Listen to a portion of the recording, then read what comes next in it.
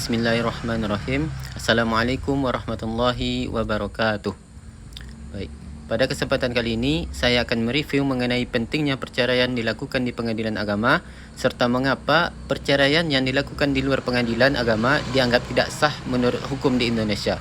Tema ini sangat penting untuk dipahami khususnya bagi mahasiswa hukum keluarga Islam kerana berkaitan langsung dengan perlindungan hak suami, isteri dan anak dalam kehidupan bermasyarakat.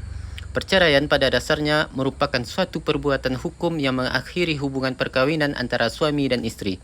Dalam perspektif Islam, perceraian memang diperbolehkan, namun merupakan perbuatan halal yang paling dibenci oleh Allah Subhanahu wa taala.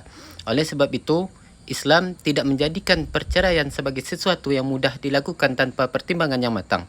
Negara Indonesia kemudian mengatur perceraian secara lebih sistematis melalui hukum positif agar tidak terjadi kesewenang-wenangan dalam rumah tangga. Dasar hukum mengenai perceraian di Indonesia ini diatur dalam Undang-Undang Nomor 1 Tahun 1974 tentang perkahwinan yang kemudian diperbarui melalui Undang-Undang Nomor 16 Tahun 2019 tentang perubahan atas Undang-Undang Perkahwinan. Dalam pasal 39 ayat 1 ditegaskan bahawa perceraian hanya dapat dilakukan di depan sidang pengadilan setelah pengadilan yang bersangkutan berusaha dan tidak berhasil mendamaikan kedua belah pihak.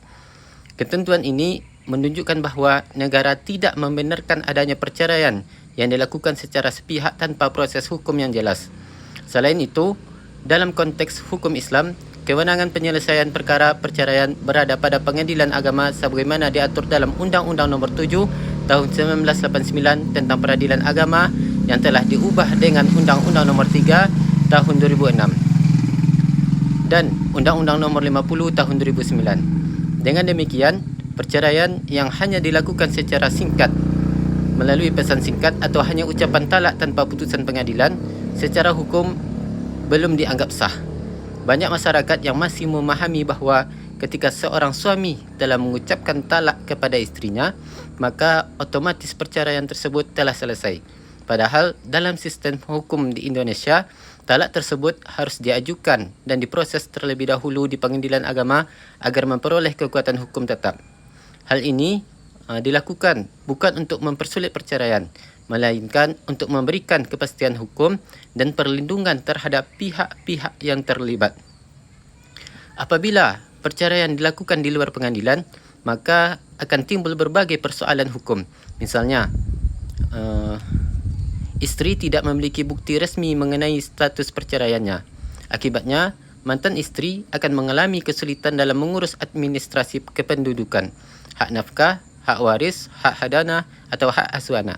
Bahkan ketika ingin menikah kembali, anak-anak yang lahir dari keluarga tersebut juga berpotensi mengalami masalah administratif dan psikologis akibat tidak adanya kepastian hukum dalam keluarga mereka.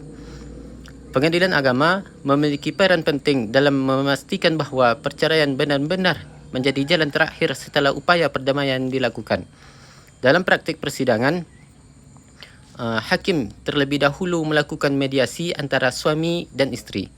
Mediasi ini bertujuan untuk mempertahankan keutuhan rumah tangga apabila masih memungkinkan untuk dipertahankan. Apabila perdamaian tidak berhasil, maka hakim akan memeriksa alasan perceraian secara objektif berdasarkan alat bukti dan fakta persidangan. Hal ini menunjukkan bahawa hukum Indonesia memiliki tujuan untuk menjaga ketertiban sosial dan melindungi nilai-nilai keadilan dalam keluarga. Negara ingin memastikan bahawa perceraian tidak dilakukan secara emosional, tergesa-gesa ataupun merugikan salah satu pihak.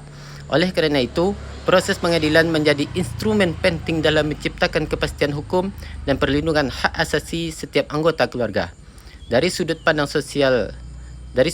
sosiologi hukum, aturan mengenai perceraian di pengadilan agama juga merupakan bentuk kontrol sosial negara terhadap masyarakat. Dengan adanya aturan tersebut, masyarakat diarahkan untuk menyelesaikan persoalan keluarga secara bertanggungjawab dan sesuai prosedur hukum. Apabila perceraian dibiarkan dilakukan secara bebas tanpa pengawasan negara, maka akan semakin banyak muncul ketidakadilan dalam rumah tangga, terutama terhadap perempuan dan anak. Mungkin hanya ini yang dapat saya sampaikan dalam video kali ini saya akhiri. Assalamualaikum warahmatullahi wabarakatuh.